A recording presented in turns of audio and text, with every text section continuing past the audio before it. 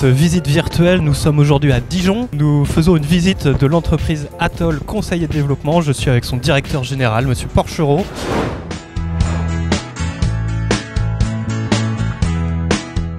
On va travailler sur des développements d'applications web, mobiles, des plateformes d'objets connectés, des solutions de gestion électronique de documents, de gestion de courrier, des outils décisionnels. En fait, on est là pour ouvrir le champ des possibles. Nous, on maîtrise de la technologie.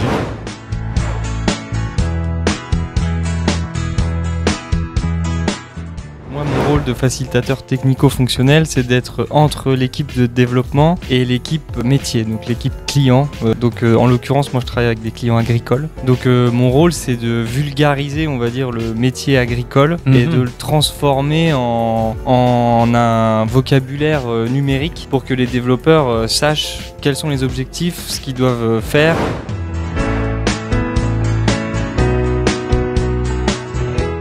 Je suis issu d'une école d'ingénieur généraliste et avant je travaillais dans une cave coopérative dans le milieu viticole en fait. D'accord. Voilà. C'est ça qui vous a mis un pied dans le monde de l'agriculture peut-être ou... Oui, c'est exactement ça qui m'a mis un pied dans le monde de l'agriculture.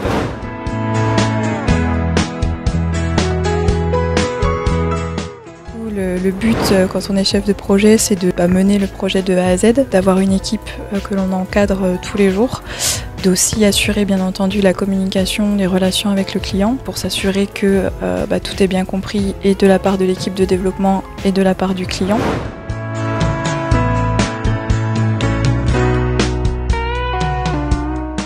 Alors moi j'ai fait des études de communication. D'accord. Donc c'était très axé réseaux sociaux, en tout cas animation de communauté. Et mon Master 2 je l'ai fait en alternance, ce qui m'a permis de rentrer dans le milieu professionnel beaucoup plus vite que les masters classiques, on va dire.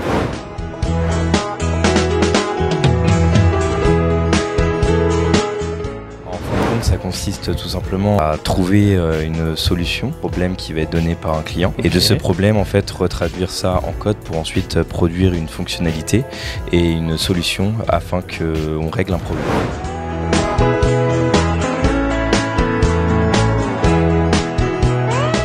Je pense que c'est un travail où il faut être quand même intéressé, je dirais pas forcément passionné. Je pense juste qu'il faut être très intéressé par la tech. Il faut avoir envie en fait d'apprendre. C'est un métier où on apprend tous les jours. On ne fait jamais la même chose.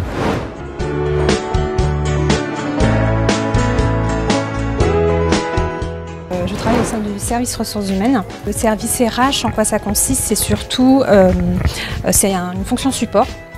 Donc on accompagne l'entreprise sur des missions liées à nos collaborateurs, donc de l'intégration, et puis on l'accompagne tout au long de son parcours de vie professionnelle au sein de l'entreprise.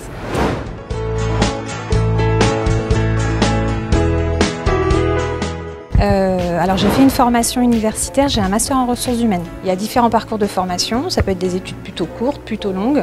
Il y a des formations par exemple de licence pro, de licence aussi ressources humaines, qui peut permettre d'accéder à des postes en ressources humaines. Bonne journée, nous on va terminer notre petite visite Atoll Conseil et Développement et puis à très bientôt. Merci.